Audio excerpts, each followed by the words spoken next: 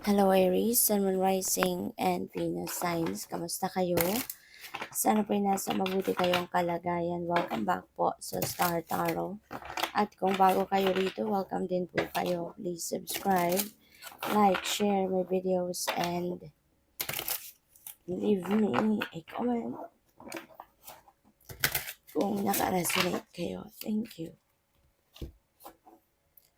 First card, we have Seven of Pentacles. Ayan. So, si Seven of Pentacles, nakikita ninyo rito, diba? Mayroon siyang hawak na pentacle.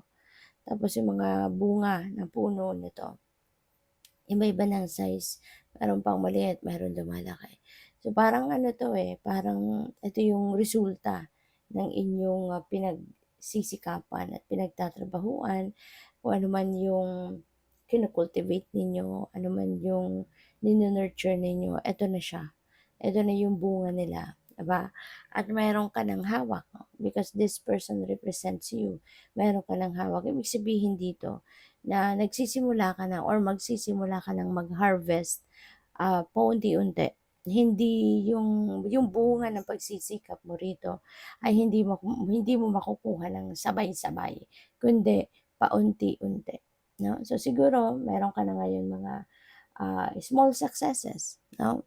Paisa-isa makukuha mo na yung mga success mo. Paisa-isa meron na magtatagumpay sa mga ginagawa mo, yung gano'n, no? And hindi siya yung isahang bagsak sa'yo ng tagumpay, but unti-unti. So, it will continue. Parang hindi siya natatapos, 'di ba? Parang matagal, no? Mag matagal ka na magkakaroon ng harvest, 'di ba? Sa kung ano man ang mga bagay na pinagsisikapan mo. So, we have the Empress. Ayan. So, Empress energy is abundant and prosperous energy. Kaya most likely, talaga magiging mapera ka, magiging yayamanin ka, meron kang financial gain na may expect ngayon. At yun ang magbibigay sa iyo ng experience, no? Or pagkakataon na maging maging maluwag ka sa pera, maging maging tawag dito, maging masagana, no, sa pera. May mga financial opportunities na dadating. So, pupuwedeng cold cash talaga ang makuha mo, cold cash talaga yung mahawakan mo, 'di ba? Pupuwede rin na financial opportunity din 'yan, na siya din yung maghahatid sa'yo ng kaperahan, no? Si ano din, si Empress, ano din ito mother archetype, you know? Kaya pupuwede na ang iba sa inyo Aries, pupuwedeng you are ano na, parang siguro isa ka ng nanay, 'di ba? Maaaring isa ka ng nanay. So what else? We have Six of Cups. Ayan, may pagbibisita, homecoming, travel na mangyayari dito for some of you Aries. Maaaring nami-miss mo, no, yung mga mahal mo sa buhay.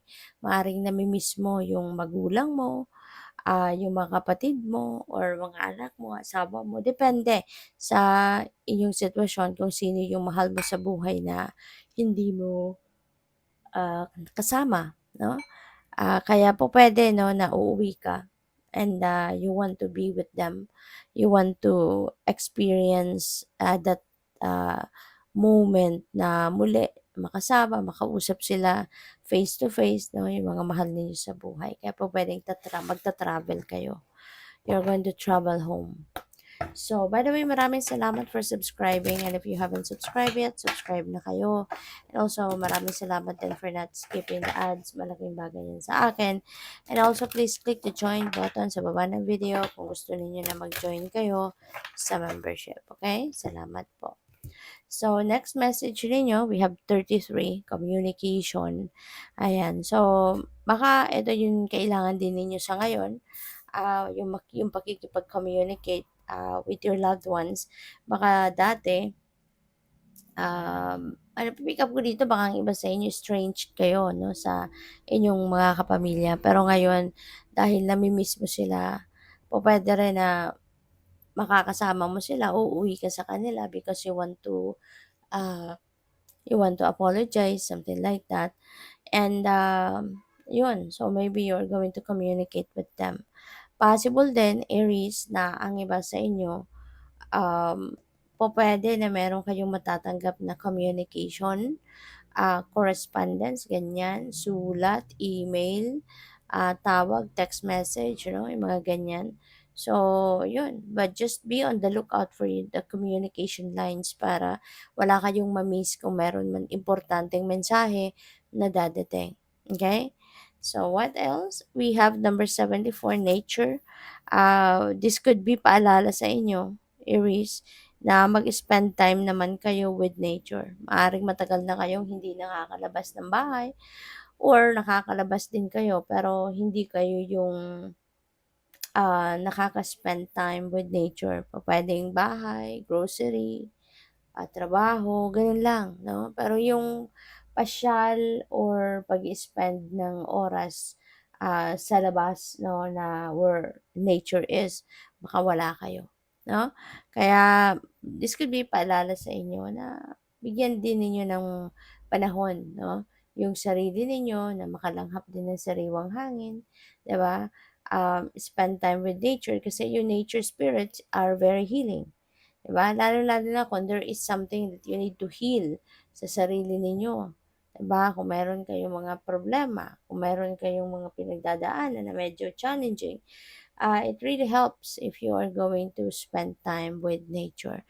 Pero paalala lang din na dapat, 'no, i-ensure muna ninyo na kung saan man kayo pupunta, kung lalabas nga kayo ng bahay ninyo at papasyal kayo where nature is, make sure na safe kayo. Okay? Make sure na yun muna yung siguraduhin ninyo na magiging safe kayo kung saan kayo papunta. Okay? So we have change, number 5.